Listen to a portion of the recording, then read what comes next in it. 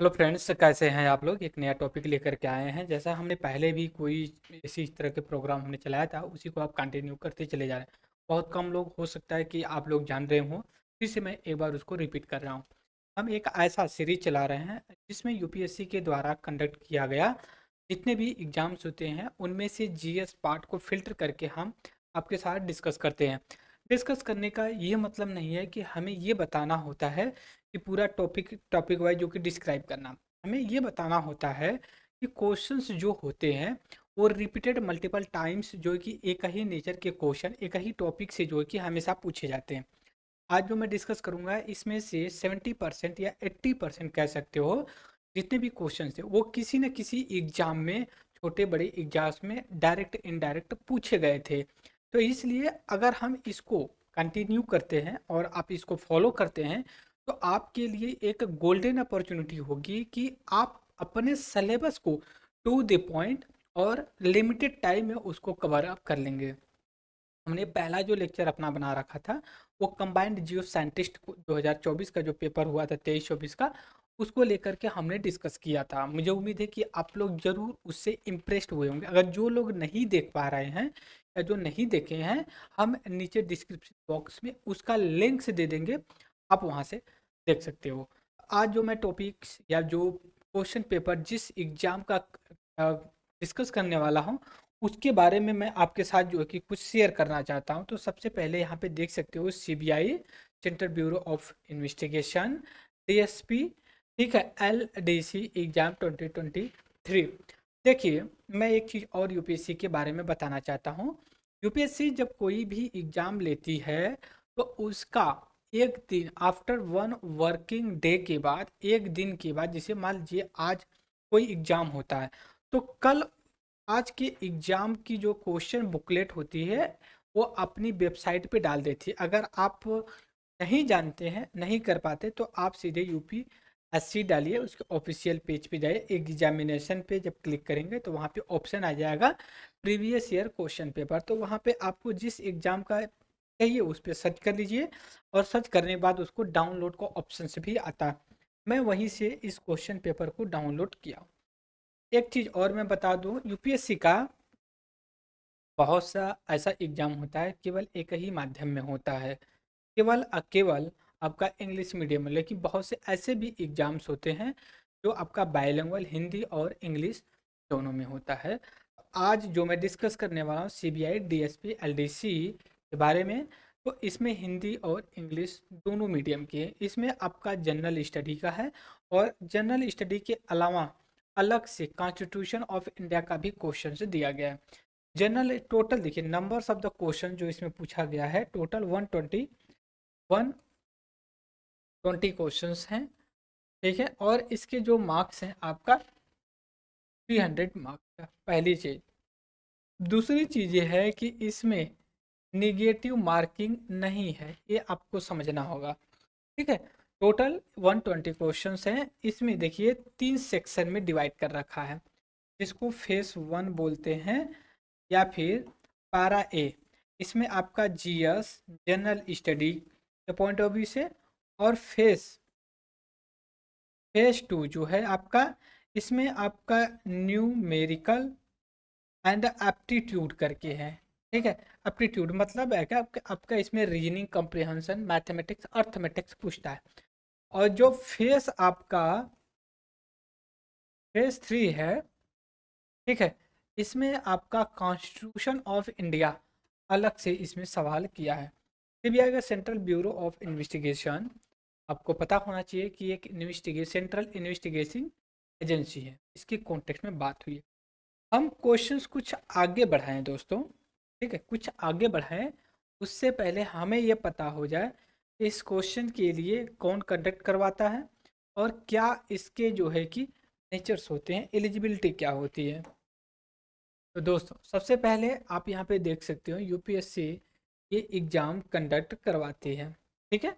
दूसरी बात, ये limited limited departmental competitive examination, जिसको एलडीसीई फॉर 2023 होता है, इसको करवाता है। और ये आपका दिल्ली रिक्रूट जो किया जाता है deputy superintendent of the police, position in the CBI. देखिए सीबीआई एक ऑर्गेनाइजेशन है, उसमें अलग अलग पोस्ट होती है, जिसमें आपका DSP deputy superintendent of the police का रैंक का जो सीबीआई में होता है उसका एग्जाम कंडक्ट करवाती है। दूसरी चीज, conduct through the investigation gathering evidence. इनके जो देखिए जॉब प्रोफाइल क्या है, ये क्या करते हैं, इन्वेस्टिगेशन करते हैं, फिर एविडेंस को कलेक्ट करते हैं, प्रिपेयरिंग केस रिपोर्ट करते हैं, collaborating with various law enforcement agency in the office, supervising and the leading team of the investigation, ensuring adherence of the legal procedure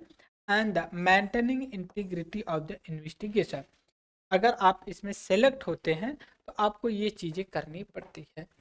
और इसके साथ अगर हम बात करें इस पोस्ट के लिए, जो एलडीसी की पोस्ट के लिए क्या है, अपर एज लिमिट की बात करें तो 35 ईयर है। दूसरी, eligible all eligible candidate whose application form approved by the commission can only download their UPSC CPI admit card examination. Candidate must होनी चाहिए आपका बैचलर डिग्री जो रिकॉग्नाइज किया जाता है किसी भी यूनिवर्सिटी के द्वारा। अब एज की बात करें तो एज आपकी 20 से लेके 30 साल तक की होती है, बट कुछ केसेस में जैसे ओबीसी के लिए क्या होता है, एज रिलैक्सेशन कितने साल की होती है, 3 साल की होती है। और SC ST के लिए आपकी 5 साल की होती है। तो मतलब अगर आप अनरिजर्व कैटेगरी से आते हैं तो आपका 30 साल होना चाहिए, 20 से 30 साल के बीच में। अगर ओबीसी में आते हैं तो ये आपका 20 से 30 प्लस 3 साल का जो आपका रिजर्वेशन मिलता है। और SC एंड ST के लिए आते हैं तो 20 से 30 प्लस 5 ईयर, मतलब 35 ईयर तक देख सकते हैं, क्योंकि 5 साल का जो आपको रिलैक्सेशन मिलता है। बेसिक क्राइटेरिया होती है इसके लिए, कुछ फिजिकल मापदंड होते हैं, क्योंकि डिप्टी सुपरिटेंडेंट पुलिस के लिए आप जाते हो तो थोड़ा सा फिजिकल माप होना चाहिए, 5.5 फीट के ऊपर का होना चाहिए। तो आज यहाँ पे जो मैं बात करने वाला हूँ उन क्वेश्चंस को हम टारगेट करेंगे जो आपका कई मल्टीपल एग्जाम्स के लिए पॉइंट ऑफ व्यू से इंपॉर्टेंट होगा, CDS के लिए भी इंपॉर्टेंट होगा। तो मैं लिखता हूँ, अगर हम जो डिस्कस करते हैं, ठीक है, जो हम डिस्कस करते हैं इसमें देखिए इम्पोर्टेंस होता है, डिस्कस का इम्पोर्टेंस क्या है। इम्पोर्टेंस दोस्तों ये होता है कि जैसे मान लिया आप IAS का एग्ज़ाम देते हैं, इसके लिए भी होगा। दूसरी, CDS के लिए भी डिस्कस करते हैं, यहाँ भी इम्पोर्टेंट होगा। तीसरा, NDA का एग्ज़ाम देते हैं, इसके लिए भी इम्पोर्टेंट होगा। चौथा, अगर मान लिया CAPF का भी एग्ज़ाम देते हैं, इसको असिस्टेंट कमांडेंट डिप्टी SP के रैंक का होता है एक ऑफिसर पैरामिलिट्री फोर्स में। पैरामिलिट्री फोर्स कौन सी है, जैसे CRPF, BSF, SSB, ITBP, CISF, ये जो फोर्स होती है वो पैरामिलिट्री फोर्स होती है, मिनिस्ट्री ऑफ होम अफेयर से कनेक्ट होती हैं। और भी एग्ज़ाम होते हैं, जैसे मान लिए PCS के एग्ज़ाम के लिए इम्पोर्टेंट होगा आपका, और छोटे मोटे जो एग्ज़ाम थे RO का एग्ज़ाम होता है उसके लिए होगा।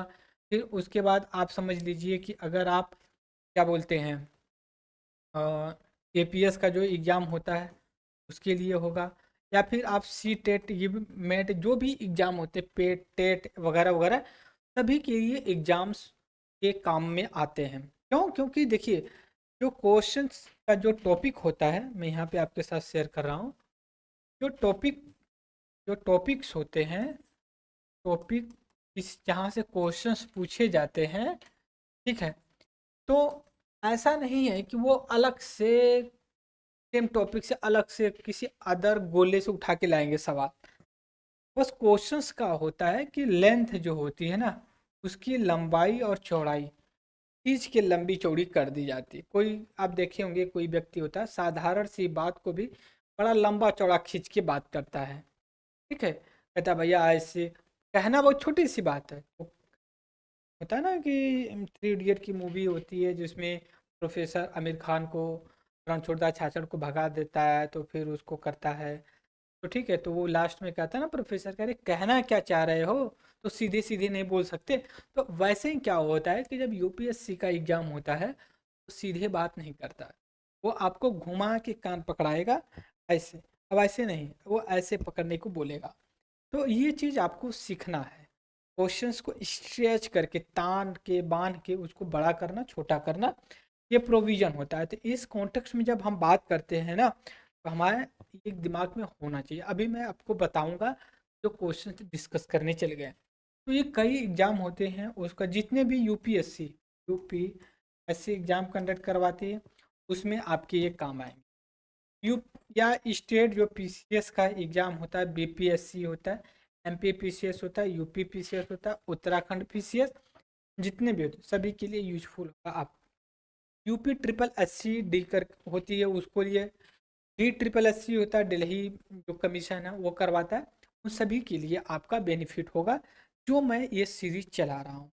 ठीक है, question discussion of the question paper of UPSC, और भी एग्जाम्स के मिलेंगे तो हम उनको भी डिस्कस करेंगे। ठीक है, अब यहाँ पे आते हैं, हम बात करेंगे कि क्या क्या अब हम डिस्कस करने वाले हैं। ठीक है, तो दोस्तों एक चीज़ हमें एक पता होना चाहिए कि वास्तव में जब हम किसी चीज़ को लेकर डिस्कस करते हैं ना, तो एक हमें टाइम लगता है चीज़ों को समझने के लिए। मैंने कहा ना कि देखिए दोनों भाषा में ये आपको मिलेगा यहाँ पे। ठीक है, तो इसलिए आपको थोड़ा सा अलर्ट रहना होगा, और हम इंग्लिश और हिंदी मीडियम दोनों में करेंगे। ठीक है, यहाँ पे क्योंकि यहाँ पे ऑप्शंस है, तो हम आपको दोनों भाग में बात करेंगे। अब देखिए इस सवाल में, ठीक है, इस सवाल में क्या कहा गया है, ये सबसे पहले देखना बड़ा जरूरी है। भाग ए में, ठीक है, ओके, समान अध्ययन है, और इसमें ये पूछा गया हड़प्पा सभ्यता को लेकर। हड़प्पा सभ्यता के बारे में पूछा। इंग्लिश वाले भी थोड़ा सा धैर्य रखें, उनको भी हम, ये क्या कह रहा है कि सभ्यता के बारे में कौन सा कथन सही है। तो आपको देखिए इसके लिए एंशियंट इंडिया का आप अगर एनसीईआरटी पढ़ते हैं, उसमें आपका अच्छा खासा एरिया कवर हो जाएगी। या फिर जो एनसीईआरटी रोमिला थापस का आती है, जो 11th क्लास की है ना, उसके लिए आपका बेनिफिट होगा, वहाँ से आप पढ़ सकते हो। या फिर एक पूनम दहिया करके एक टाटा मैग्रागटी एमएच की है, वो बुक भी काफ़ी यूजफुल है। उन्होंने अपनी नोट्स लिखा है, बहुत अच्छी डायग्राम में बना करके लिखा है नॉर्थ साउथ। अब इस सवाल में ये कहा जा रहा है कि इसमें लहसुन का प्राचीनतम प्रमाण मिलता है। लहसुन, लहसुन जो है गार्लिक होती है ना, ठीक है। फिर उसके बाद ये कह रहा है कि गहने मूल्यवान धातुओं की खोज की गई, पक्की हुई ईंटों की विशिष्ट प्रयोग अनन्य भी। आपको बस क्या करना है, तो अब जब हड़प्पा सभ्यता पढ़ेंगे तो इसमें जो features of the Indus valley civilisation के बारे में आपको पढ़ना होगा। राइट, अब ये चीज़ें हो गई। अब आगे आकर के हम बात करें थोड़ा सा, क्वेश्चन नंबर 2 क्या कह रहा है, देखिए आराम से। पुरातात्विक स्थल पर विचार कीजिए, इसमें से कह रहा है कि इनको देखिए कौन सा उत्तर से आरंभ कर दक्षिण की ओर। अब इसको आपको नॉर्थ साउथ इंडिकेट करना होता है कि कौन सा, बुरजहों, सरायखोला, करनूल, अतिराम पक्का। अब एक चीज थोड़ा सा गौर करिएगा, ये जो अतिरा पक्कम है, ये थोड़ा सा साउथ इंडिया का जो है कि भाषा लग रही है। ठीक है, अब ऐसे इसको इंडिकेट कर सकते हैं। तो आपको क्या करना है कि 4 देखिए सबसे लास्ट में आएगा, मतलब ये कह रहा है कि उत्तर से दक्षिण को करना है ना, आराम करके दक्षिण जाना। तो आप साउथ इंडिया में देखिए, ये मैं ऑप्शन नहीं बता रहा हूँ, लेकिन इतना जरूर है कि बी और सी में एक होगा। 50% क्वेश्चन ऑफ हैंडल कर लिए हैं। ठीक है, ये चीज़ें हैं। इसके बाद क्वेश्चन नंबर 3 पे चलेंगे। ठीक है, ये भी क्वेश्चन काफ़ी इंटरेस्टिंग है। दांडी यात्रा के बारे में आपसे पूछा जा रहा है। अभी दांडी यात्रा हमने एक लेक्चर भी बनाया था साबरमती आश्रम को लेकर के। ठीक है, साबरमती आश्रम क्यों, क्योंकि प्राइम मिनिस्टर ऑफ इंडिया ने रिनोवेशन रीडेवलपमेंट प्रोग्राम लॉन्च किया उसको, और वहाँ पे उन्होंने फंड्स लॉन्च किया है। तो इस वजह से अगर कोई कहे कि नहीं ये न्यूज़ में नहीं था, करंट अफेयर्स में नहीं है, तो मैं नहीं मानता। अगर स्टैटिक्स पार्ट न्यूज़ में आ रही है, वहाँ से सवाल पूछा जा रहा है, तो हम स्पेशली मैं मानता हूँ कि ये करंट अफेयर्स का कोई स्टैटिक्स नहीं है। ठीक है, अगर ये सवाल यहाँ से पूछ लिया तो इसमें कोई गुनाह नहीं है। मैं ये कहूँगा कि नहीं, दांडी दांडी जो यात्रा है या मार्च है, दांडी सत्याग्रह है, ये न्यूज में था क्योंकि साबरमती आश्रम से शुरू जो हुआ था, दांडी तक गया था, गांधी जी ने नमक बनाया था, तो साबरमती आश्रम साबरमती रिवर पे बसा हुआ, उसका रीडेवलपमेंट के लिए भारत सरकार ने फंड से रिलीज किया। अब ये देखिए क्या कह रहा है, कह रहा है यूरोप और अफ्रीका के जो प्रेस थे इसको, है, अमेरिकी प्रेस ने इसको जो है कि काफी तवज्जो दिया था। प्रथम राष्ट्रीय गतिविधि थी जिसमें बड़ी संख्या में महिलाओं ने भाग लिया। तो ये मैंने आपको उसमें बता रखा कि वुमेन्स का कितना पार्टिसिपेशन था, ठीक है। और जो न्यूज़पेपर या फिर जो लिटरेचर थे, उन्होंने किस तरह से इसको हाईलाइट, ठीक है। मैंने इसकी पूरी जन्म कुंडली बता के रखा है। अगर आप जाएंगे तो साबरमती हमारे चैनल पे खोजिएगा, वहाँ पे जरूर मिलेगा। तो सम्राट अशोक के बारे में कह रहा है कि कौन सा राजा का उल्लेख, यूनानी राजा का उल्लेख नहीं। अब इनका देखिए कहने का मतलब है सम्राट अशोक, पता है सम्राट अशोक की एक मूवी भी बनी है जिसमें शाहरुख खान ने रोल प्ले किया है, ठीक है। वो क्या कहते हैं, कह रहे हैं कि अशोक सम्राट के अभिलेखों में इनमें से किस यूनानी राजा का उल्लेख। अब आपको यूनानी के बारे में पूछे, पहली बात पता होना चाहिए कि लोकेशन कहाँ, यूनान, ईरान, इराक, आपका वेस्टर्न एशिया का पार्ट पड़ जाता है। इसको ब्लैक सी, मेडिटेरियन सी लेकर के यूनान के रूप में उसको इंडिकेट कर, आज की बात नहीं है, कई हजार पुरानी बात है। मैं पूछ रहा किसका जो कि जिक्र अशोक के अभिलेखों में नहीं। पहली बात आप जो कि अशोक के बारे में, मौर्य गुप्ता पीरियड के बारे में जाने, अशोक के बारे में फिर जाने। फिर उसके बाद क्वेश्चन नंबर नेक्स्ट की बात करते हैं। खैर ऐसे निम्नलिखित राजाओं में से किसने लगभग 155 ईसा पूर्व तमिल राज्यों के संघ को समाप्त कर दिया। बिंदुसार, करिकाल, जो भी है आपको यहाँ से इंडिकेट कर। अब यही क्वेश्चंस मैं आपको इंग्लिश में यहाँ पे बताने जा रहा हूँ, ठीक है। थोड़ा सा हमारा लेक्चर बड़ा हुआ क्योंकि बहुत धीरे धीरे हम स्टडी कर रहे हैं। हमने कहा क्या, हड़प्पा सिविलाइजेशन के बारे में आप देख लीजिए, कहाँ पे जिंजर गार्लिक क्या मिल गया, सोना गहना क्या मिला, कच्ची ईट पक्की ईट मिली। फिर उसके बाद दांडी मार्च के बारे में आपको देखना होगा, ठीक है। फिर उसके बाद नीचे आते हैं थोड़ा सा और, फिर यहाँ पे देख सकते हो कौन सा ऐसा है alien king are not a mention in the, जो कि आपका किंग अशोका के साइड्स पे। कौन सा आर्कियोलॉजिकल जो साइट्स हैं, इनको आपको जो है कि नॉर्थ साउथ ईस्ट वेस्ट में सिस्टमेटिक तरीके से जो कि इंडिकेट करना है। ये चीज़ें हो गई, ठीक है। तो देखिए मैं इंग्लिश और हिंदी दोनों मीडियम में देख रहा हूँ। फिर अब हम आगे आते हैं, चलते हैं इंग्लिश मीडियम में ही देखा जाए, फिर एक सेकंड कुछ और लेक्चर देख लेते हैं। अब ये कह रहे हैं कि एक मंत्रालय है जिसको शक्ति मंत्रालय, जल शक्ति मंत्रालय, जिसे वाटर मिनिस्ट्री के रूप में इंडिकेट करते हैं, उसने एक प्रोग्राम चलाया। उस प्रोग्राम का नाम है वर्षा जल संचय करें, जहाँ बरसे जब बरसे, मतलब जब, जहाँ चाहे जब बरसे, रेन वाटर को आप स्टोर किया जाए। तो ये कह रहे हैं कि यह एक अभियान का विचार है। इनमें से दिया गया अभियानों में से जल शक्ति, सही फसल अभियान, जल वार्ता, प्रधानमंत्री कृषि सिंचाई योजना। तो वो आपको देखना होगा कि वास्तव में ये क्या है, कैसे है।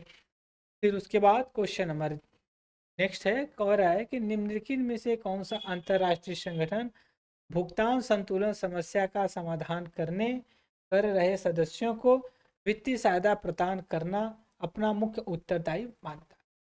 वे कह रहे हैं इनमें से कौन सा ऑर्गेनाइजेशन, कौन सा, IMF है, IDA है, IM IMF, IFC। हिंदी में थोड़ा सा गड़बड़ हो रहा है, ठीक है।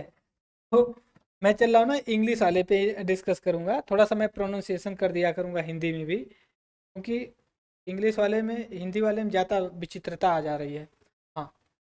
अब ये कह रहे हैं कि which of the following international organisation consider its responsibility for as a providing financial help और टू द मेंबर कंट्री। इनमें से कौन सा ऐसा एक ऑर्गेनाइजेशन है जो फाइनेंशियली जो सफ़र कर रहे हैं उनको जो कि लोन देता है। जैसे मान लीजिए कि आप आर्थिक रूप से परेशान हैं, तो उसमें क्या होता है, कोई फ्रेंड आपको आर्थिक रूप से समर्थन कर देता है, फिर कुछ समय के बाद उसको लौटा देते हैं। तो इसमें आपको देखिए सब ऑर्गेनाइजेशन के बारे में करना, इसको बैलेंस ऑफ पेमेंट प्रॉब्लम के रूप में देखते हैं। एक बार हमें भी पता है कि इंडिया 1991 में 91 में बैलेंस ऑफ पेमेंट, ठीक है, बैलेंस ऑफ पेमेंट के प्रॉब्लम से जूझ रहा था। इस कॉन्टेक्स्ट में भी इसने बात किया। तो IMF WTO ने किया, तो इसमें देख सकते हो आप कौन कर सकता है इंडिया का मदद। फिर उसके बाद क्वेश्चन नंबर नेक्स्ट कुछ कह रहा है, देखिए, catch the water where it fall when it fall. इसको आपको देखना है, जल शक्ति अभियान, सिंचाई, सही फसल कैंपेन जिसका है इसको आपको करना है। ये भी काफ़ी इंपॉर्टेंट इंटरेस्टिंग जो कि चैनल ए रहा है क्वेश्चन आपका।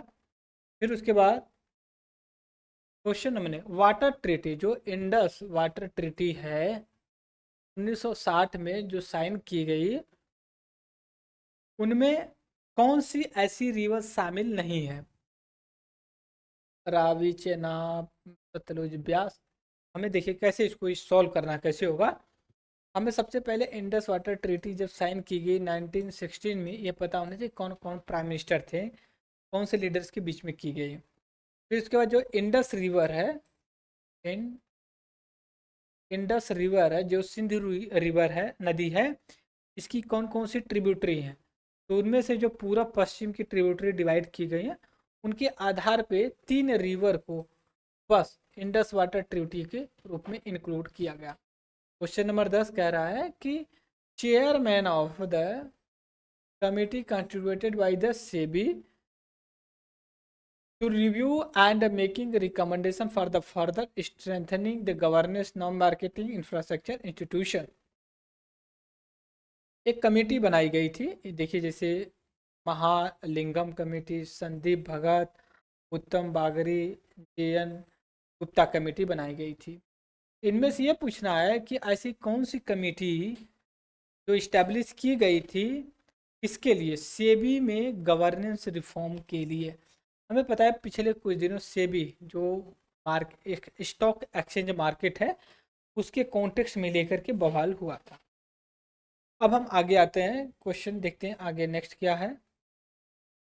क्वेश्चन नंबर 11 पहले देख लेंगे, फिर क्वेश्चन नंबर 8 को हम देखेंगे। क्वेश्चन नंबर 8 क्या कह रहा है? कह रहे हैं कि क्वेश्चन नंबर 11 में हेड क्वार्टर ऑफ द, अभी हेड क्वार्टर के बारे में पूछ रहा है, इसका एक ऑर्गेनाइजेशन जिसको शॉर्ट फॉर्म में बिम्स्टेक बोलते हैं। बिम्स्टेक का फुल फॉर्म है bay of Bengal initiative for multi sectoral technology and economic cooperation. बात समझ गए? अब ये पूछ रहा है कि इसका हेडक्वार्टर का लोकेशन कहाँ पे। सपोज करिए आप मान लेते हैं कि ढाका है या कोलंबो है, लेकिन इतना पे ही आपका काम खत्म नहीं होता। तो क्या करना है, आपको अपना एक मैपिंग एटलस खोलना है। उसमें आपका कोलंबो कहाँ पड़ता है, बैंकॉक, थाईलैंड कहाँ पे है, न्यू दिल्ली कहाँ पे, ढाका कहाँ पे, हालांकि इसका यही होगा। तो आपको करना, और इसके बाद फिर इसके बाद इसको ये देखना है कि इसके कौन कौन से मेंबर्स हैं। ला India is also part of the BIMSTEC, ठीक है। अब इसका ये है कि जो बे ऑफ बंगाल से कंट्री का बॉर्डर लगता है वो इसके मेंबर हैं। दूसरी चीज, एक PCS में ही शायद सवाल पूछा हुआ था, बिम्स्टेक और जो है कि सार्क को कंपैरिजन करके, south Asia regional economic cooperation करके है, क्योंकि वो इतना इफेक्टिव नहीं है, क्योंकि इंडिया और पाकिस्तान के बीच में जो डिस्प्यूट की वजह से ये उतना इफेक्टिव नहीं हुआ, क्योंकि सार्क में इंडिया और जो कि पाकिस्तान दोनों मेंबर, लेकिन बिम्स्टेक में इंडिया मेंबर है, पाकिस्तान नहीं है। क्यों नहीं है? क्योंकि बे ऑफ बंगाल से पाकिस्तान का बॉर्डर नहीं लगता। ठीक है। ढाका कहाँ पे पड़ता है, न्यू दिल्ली कहाँ पे, तो इसको आपको north, south, east and west दोनों डायरेक्शन में मार्क करना है। ठीक है। आइए क्वेश्चन नंबर 8 क्या कर रहा है, कह रहा है कि इनमें कौन सा फाउंडिंग मेंबर नहीं था। मेंबर किसका, एनडीबी का। तो आपको ये पता होना चाहिए कि एनडीबी फुल फॉर्म क्या है, न्यू डेवलपमेंट बैंक। अब देखिए कहते हैं ना कि अगर आप किसी चीज़ की पूंछ पकड़ेंगे तो उसको नहीं पकड़ पाएंगे, कभी भी वो आपसे फिसल सकता है। ठीक है, जिसको गुलाटी मारना बोलते हैं ना। गुलाटी, गुलाटी का मतलब ये होता है ना कि छलांग लगाना। वो जो कहीं देखते हो तो डांस वगैरह में लोग करते हैं ऐसे ऐसे ऐसे टेढ़े मेढ़े होके। तो इसमें ये भी कह रहा है कि आपको ब्रिक्स के बारे में पता होना चाहिए। ठीक है, इसके बारे में ब्रिक्स, ब्रिक्स, बी से ब्राज़ील, आर से रसिया, आई से इंडिया, सी से चाइना, एस से साउथ अफ्रीका। ये जो ऑर्गेनाइजेशन है ये मिल करके एक न्यू डेवलपमेंट बैंक का इस्टेब्लिशमेंट किया। और इसका यह भी है कि इसको ब्रिक बैंक के नाम से भी जाना जाता है। आपसे थोड़ा सा उल्टा घुमा के पूछ देगा। आपका होमवर्क है कि आप पहले बता करिए इसका कब इस्टेब्लिश किया गया, कौन कौन मेंबर हैं, इसका काम कहाँ है और इसका हेडक्वार्टर कहाँ है। क्योंकि जैसे इसका बिमस्टेक का पूछा था ना अभी, हेडक्वार्टर कहाँ है, तो ये हो सकता है कि न्यू डेवलपमेंट बैंक जो है इसका भी हेडक्वार्टर आपसे पूछ ले। अब आगे आते हैं क्वेश्चन, नेक्स्ट पे चलते हैं। देखिए इंग्लिश मीडियम वाले पे ही हम डिस्कस करेंगे, हिंदी वाले में ना मैं फंस जा रहा हूँ।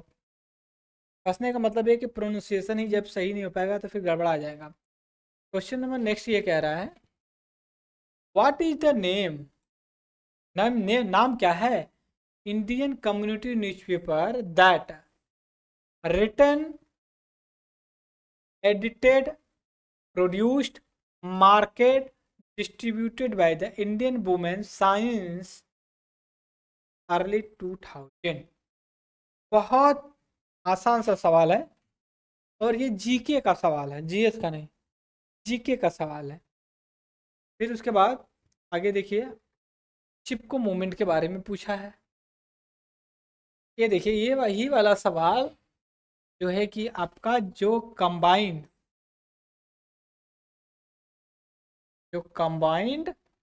जियो साइंटिस्ट,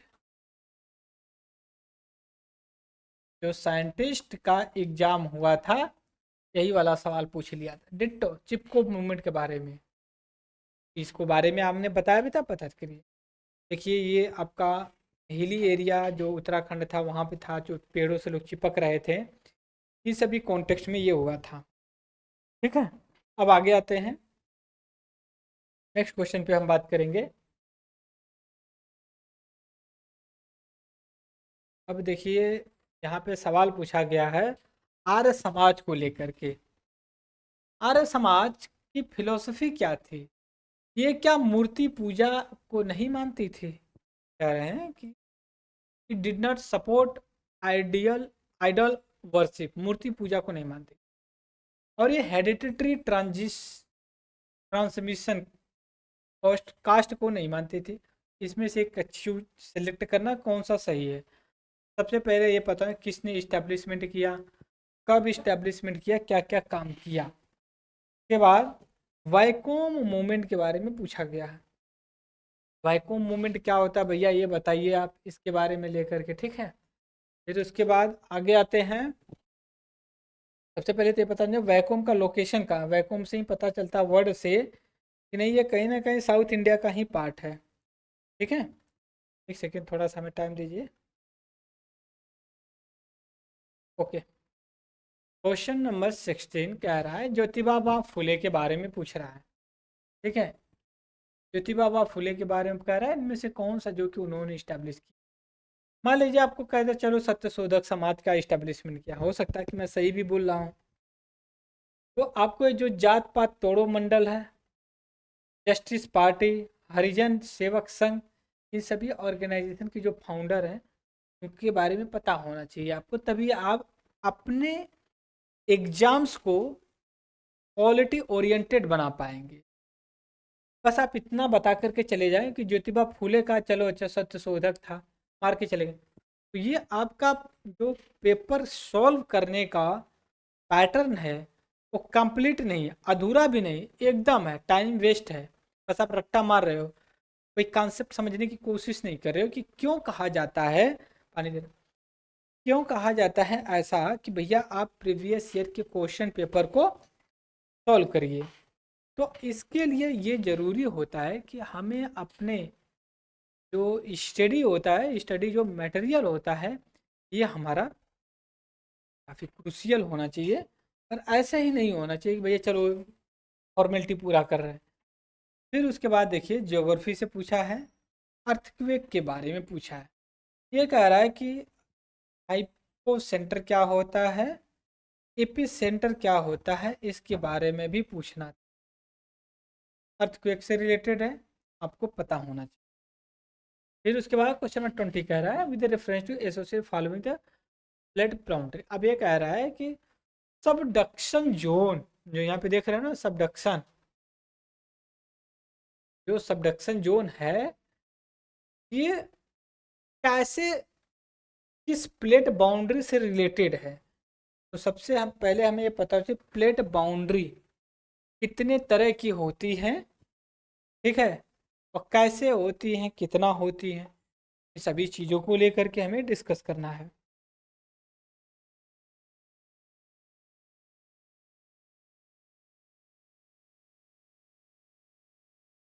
बात समझ गए?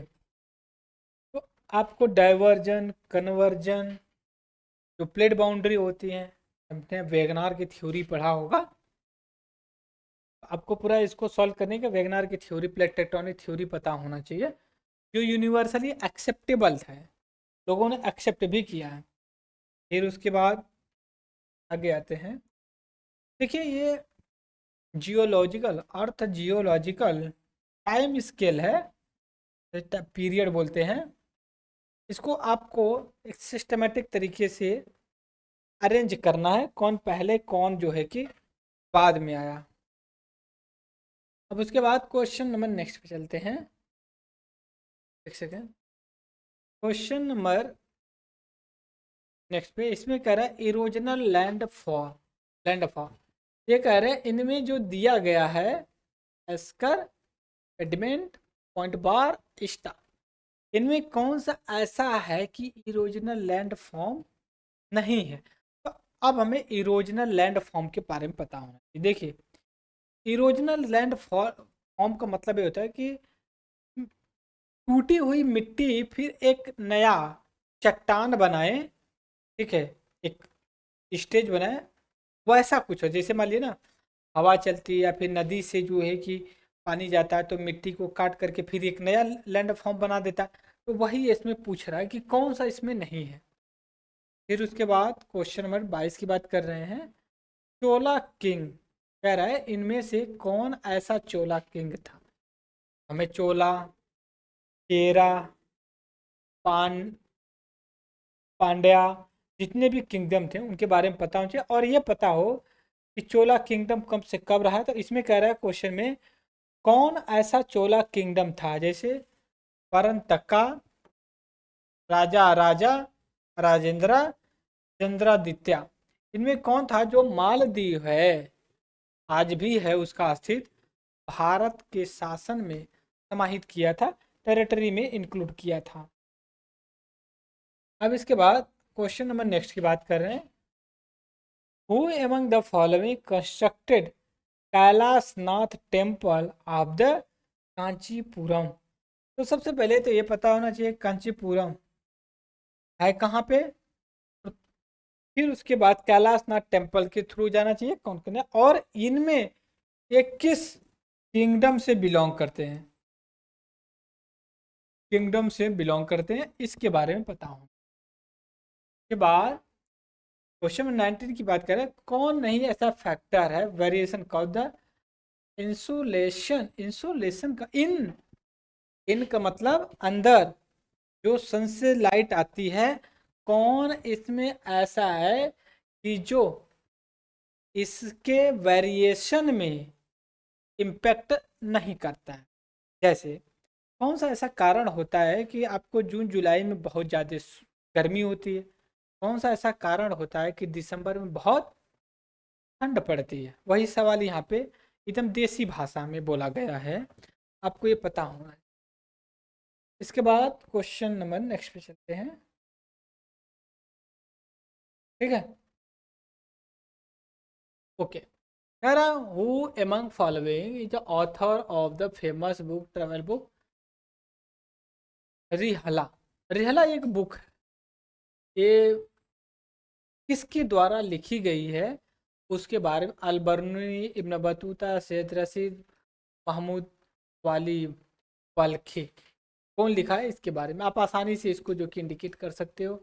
और ये भी करना कि एज कहाँ से आए थे, इनका टाइम पीरियड क्या है, और कौन कौन सी एरिया में इन्होंने घुमा। Question number 25, human the following bhakti poetries belong to the Kashmir valley.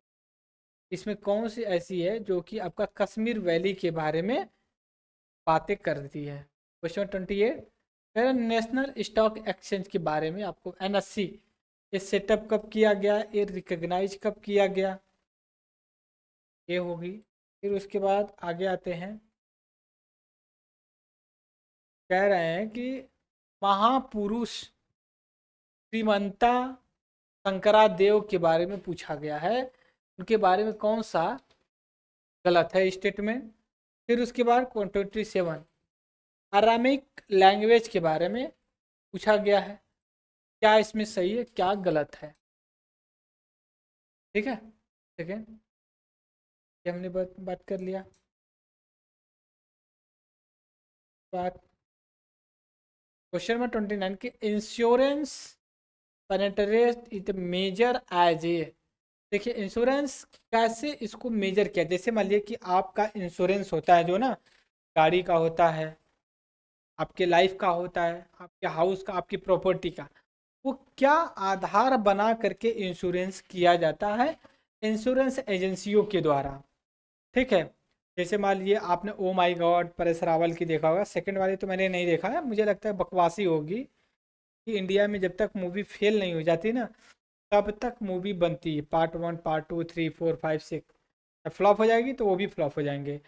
तो इस कॉन्टेक्स्ट में जब हम बात करते हैं ना, ठीक है, ठीक है, जब उस कॉन्टेक्स्ट में बात करते हैं हम तो उसको आगे हम एनालिसिस करके जाते हैं, हमें कैसे करना होता है, इस कॉन्टेक्स्ट में हम बात करते हैं। फिर उसके बाद आगे आते हैं,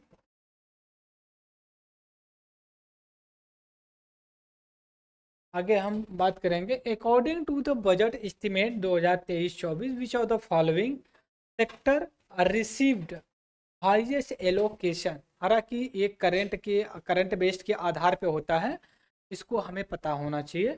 ठीक है, कुछ चीज़ें होती हैं, अरेबिक लैंग्वेज होती है, अशोका स्क्रिप्ट, ये चीज़ है। फिर उसके बाद क्वेश्चन नंबर हम आगे चलते 31 देखेंगे इस मीडियम में। ओके ओके ओके ओके, थोड़ा सा मशीन बहुत तेज चलती है ना। वे देखिए इकोनॉमिक का सवाल है, ये कह रहा है कि रेवेन्यू डेफिसिट, प्राइमरी डेफिसिट क्या होती है, कैसे काम करती है, इसके बारे में बातें करना है। तो ये आपका इकोनॉमिक का है, ये भी करंट के ही आ रहा है। टैक्स स्ट्रीट टूलाना, इसके बारे में बातें कर रही है कि इसमें है क्या। फिर उसके बाद क्वेश्चन नंबर नेक्स्ट चलेंगे, एक सेकेंड। क्वेश्चन नंबर 34 ये कह रहा है कि which are the following the फिर सेवा मूवमेंट, ये करेक्ट, इसके बारे में पता होना चाहिए। लिंगायत, लिंगायत इस समय हमेशा न्यूज में चलता है, कर्नाटका से लोग बिलोंग करते हैं, तो ये आपको पता होना चाहिए। बड़े कट्टर ये हिंदू कम्युनिटी के लोग माने जाते हैं। हिंदू कम्युनिटी क्या लोग इन्वॉल्व करना चाहते हैं ज़बरदस्ती, ये लेकिन मानते नहीं हैं कि हम हिंदू हैं, हिंदू में आते हैं। ट्राइबल मूवमेंट है देयर लीडर, अभी देखिए कुछ मूवमेंट दिया गया है, इनमें से पूछ रहा है कौन किसका लीडर है, जैसे Rampa rebellion, Naga movement, Heraka movement, Santhal movement, ये बहुत फेमस ट्राइबल्स मूवमेंट है। आप जब स्पेक्ट्रम राजीव अहिर के पढ़ेंगे तो उसमें एक अलग से चैप्टर दिया गया जिसको बोलते हैं tribals movement in the Indian national movement या during for independence for the India के लिए। फिर उसके बाद क्वेश्चन नेक्स्ट पे चलते हैं। एक सेकेंड, क्वेश्चन नंबर 35 पे चलेंगे। लेकिन थोड़ा सा टाइम दे दीजिए हमें।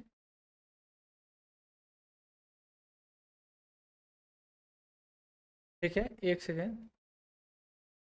अब देखिए कॉन्स्टिट्यूशन से कुछ इनडायरेक्टली देखिए, हम यहाँ पे ना आज क्वेश्चन नंबर 16 तक चलेंगे। फिर उसके बाद जब हम पार्ट ए रहेगा ये, और फिर पार्ट जब बी बनाएंगे तो उसमें क्वेश्चन नंबर 91 से लेकर के 120 तक चलेंगे। ठीक है, देखिए provision of the 1/3 reservation for the women in the local government में कब किया गया, कौन से कॉन्स्टिट्यूशन की अमेंडमेंट के थ्रू।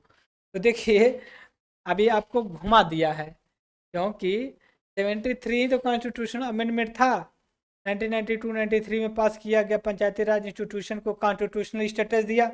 इसी में प्रोविजन किया गया कि 1/3 seat would be reserve for the women in the local government. हालांकि आपको पढ़ना तो पूरे जितने यहाँ पे अमेंडमेंट 42 मिनी कॉन्स्टिट्यूशन बोला जाता है, 63 इसको पढ़ना चाहिए, 75 क्या है, कब लाया गया, क्या क्या इसमें प्रोविजन लाया गया, इसके बारे में। अब एस्थेनोस्फेयर जो अर्थ का इनसाइड जानेंगे, जैसे कोर मेंटल क्रस्ट है, तो क्रस्ट को कई पार्ट में डिवाइड करते हैं, एस्थेनोस्फेयर के रूप में होता है। तो एस्थेनोस्फेयर के बारे में बताया, अर्थ की वेलोसिटी वगैरह को लेकर के। फिर उसके बाद क्वेश्चन नंबर नेक्स्ट पे चल रहे हैं। कह रहे हैं कि इनमें कौन सा function function in national commission for the women in India में नहीं है, इसका national commission for the women के लिए है, उसके लिए। फिर उसके बाद basic factor the soil formation का नहीं है, climate, bio, human activity, time. ठीक है, ह्यूमन एक्टिविटी, एग्रीकल्चर। तो आप ये देखिए यहाँ पे आप कुछ इस तरह से कंसीडर कर सकते हैं, क्लाइमेट भी रोल प्ले करता है, biological activity, human activity, time. Climate और टाइम दोनों इंपॉर्टेंट है, आपको इसमें देखना है क्या नहीं, बेसिक फैक्टर के बारे में पूछ रहा है। अब देखिए क्वेश्चन नंबर नेक्स्ट बहुत ही इंटरेस्टिंग है, ओशन करंट के बारे में पूछ रहा है। इनमें से कौन सी ओशन करंट ठंडी है। आपको ठंडी तो आपके दिमाग में है क्या, गर्म भी जो है कि ओशन करंट होती है क्या, आपको उसको भी पढ़ना चाहिए। ठीक है, फिर क्वेश्चन नंबर यहाँ पे एक छूट रहा है, हम उसको भी देख लेते हैं, नहीं हमने कर लिया है। ठीक है, फिर आते हैं आगे, आगे आते हैं, बात करते हैं।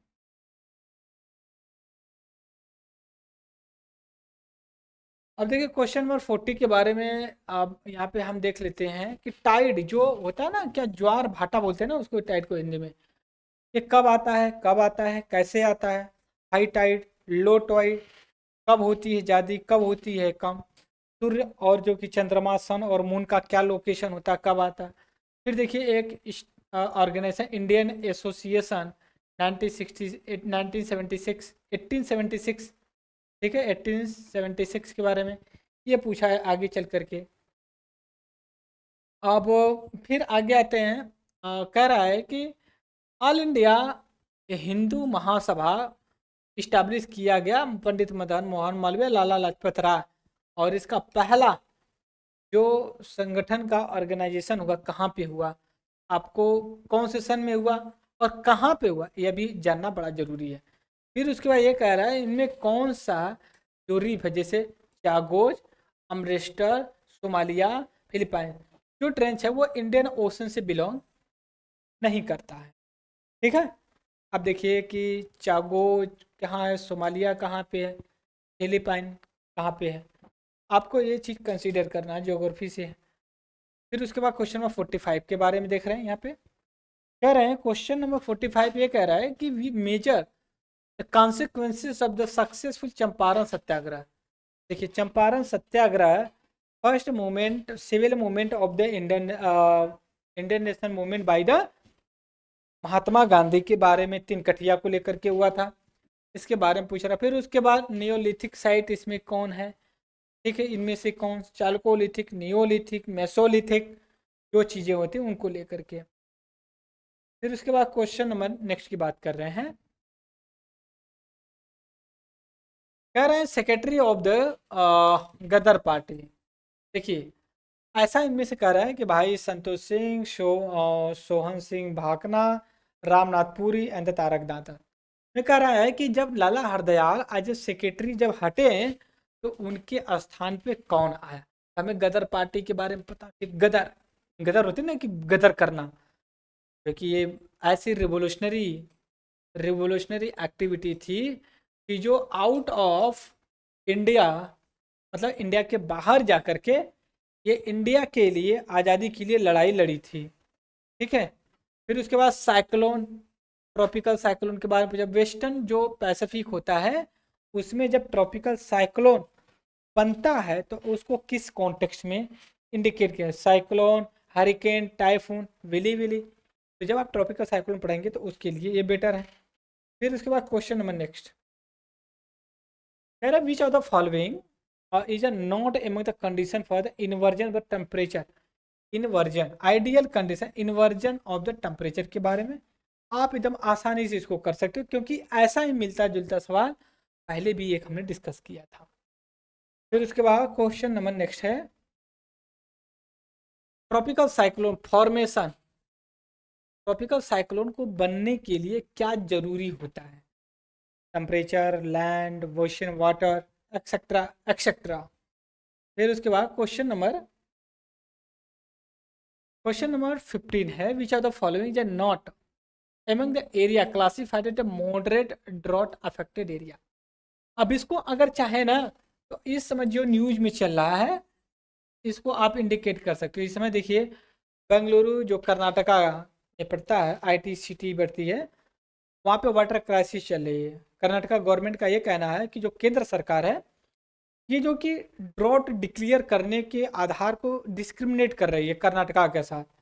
तो इसमें यह पूछ रहा है कौन सा ऐसा एरिया है जो कि मॉडरेट ड्रॉट अफेक्टेड एरिया में नहीं इंक्लूड किया जाता है। Coimbatore, north part of Rajasthan, southern district Uttar Pradesh, कोन Konkan region of the Maharashtra, Konkan. ठीक है। फिर आगे आते हैं क्वेश्चन नंबर नेक्स्ट पे देखते हैं। एक सेकेंड।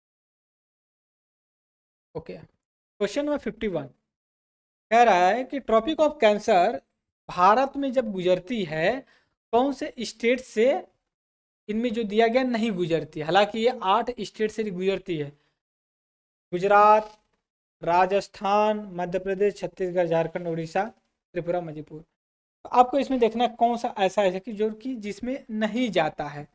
ठीक है। फिर उसके बाद नेक्स्ट क्वेश्चन है वुमेन इंडिया एसोसिएशन 1970 कौन उसको जो कि लीड किया इनमें से जो दिया गया। तो आप इसको इस्टेब्लिश करिए कौन बनाया, कैसे बनाया। क्वेश्चन नंबर नेक्स्ट पे 54 पे चलते हैं। कह रहा हूँ among the following was the first Indian rural जो एक्सेप्ट करता है subsidiary alliance of the village, subsidiary alliance, annexation policy, permanent settlement, zamindari व्यवस्था, रैयतवारी। ये सभी चीज़ों को जब ब्रिटिश इंडिया में अपने आप को इस्टेब्लिश कर रहे थे इसके बारे में कह रहा है कि कौन सा ऐसा राजा जो कि पहली बार पहले जो कि एक्सेप्ट किया। फिर इसमें से देखिए देखिए महाजनपदा का नाम सुना होगा, उनमें से एक आ रहा है कि आपको साउथ से ले करके साउथ से नॉर्थ में कराचेंदी, असमाका, पंचाला, कंबोज, आपको नॉर्थ साउथ की डायरेक्शन में जो कि इंडिकेट करना है। फिर एक next question which are the following the correct. All above are the Buddhist site के बारे में कुछ लेकर के पूछा, एंशियंट टाइम को लेकर के। ठीक है। क्वेश्चन नंबर नेक्स्ट पे चलते हैं अब हम। एक सेकेंड, थोड़ा टाइम दे दिया। ठीक है। अब देखिए रिवर दिया है, अब पूछ रहा है इनकी ट्रिब्यूटरी कौन है, इंडस, घाघरा, ब्रह्मपुत्र, कावेरी। देखिए इंडस को लिए देखिए तो नुब्रा को कर दीजिए। ठीक है। ब्रह्मपुत्रा, ब्रह्मपुत्रा को पता है कि कई नामों से जानी जाती है, यमुना, ब्रह्मपुत्रा, फिर शांगपो, दिहांग। तो आपको दिन सुबरी, आप इसको कनेक्ट कर दे ट्रिब्यूटरी, तो आप आगे कर सकते हो। फिर देखिए कोपेन टाइप ऑफ क्लाइमेट जो डाइवर्सिफाई किया गया है, इसके बारे में पूछा कि कौन सी एरिया कहाँ पे इंडिकेट करती है, इसको आपको आइडेंटिफाई करना है, इंडिकेट करना है। फिर उसके बाद क्वेश्चन नंबर नेक्स्ट कह रहा है कि which are the following the statement for the correct है ब्लैक सॉयल को लेकर के, ठीक है। क्या है, इसको किस नाम से, रेगून के नाम से जानते हैं। क्लियर इन द इंपीरियल स्वयं the wit shrink the can be retain water for the long term. तो देखिए ये है कि लंबे समय तक पानी होल्ड करके रखती है ये, यही एक इसकी बहुत यूनिक फीचर्स है। बिना जोते जुताई किए ही लगता है कभी कभी ये जुताई की गई है। तो हालांकि आपको ब्लैक सॉइल के बारे में पता होना चाहिए। फिर उसके बाद क्वेश्चन नंबर 60 कह रहा है which are the following is not, El Nino के बारे में पूछ रहा है कि एल नीनो क्या होता है, कैसे होता है, उसके बारे में पूछ रहा है। अब नेशनल पार्क पूछ रहा है जो प्रोटेक्टेड वाटर वोल्फ के बारे में पूछ रहा है, habitat as a Ramsar sites है। तो इसमें सबसे पहले तो आपको सब पार्क का नाम पता होना चाहिए कौन सी स्टेट्स में। रामसर साइट कब आती है, 1972-73 कब आती है। नेशनल पार्क कौन डिक्लेयर करता है, कैसे करता है, ये सभी चीज़ें पता होना चाहिए। तो जब हम पार्ट 2 डिस्कशन करेंगे ना, तो उसमें इसका जो पॉलिटी का सवाल हम आपके साथ डिस्कस करने वाले हैं। तो आज का लंबा लेक्चर भी हो गया होगा, और मुझे उम्मीद है कि आप ज़रूर इस चीज़ को लाइक एंड शेयर करेंगे। और लास्ट में एक बार और आपसे रिक्वेस्ट करना है, ज़रूर इसको आप एक बेसिक कॉन्सेप्ट के आधार पे करिए। अगर कोई डाउट्स हो तो कॉन्टेक्ट बॉक्स में जाइए, वहाँ पे कॉन्टेक्ट दिया गया है, आप हमसे कॉन्टेक्ट करें, राइट। तो thank you for the discussion, अच्छा, गुड नाइट।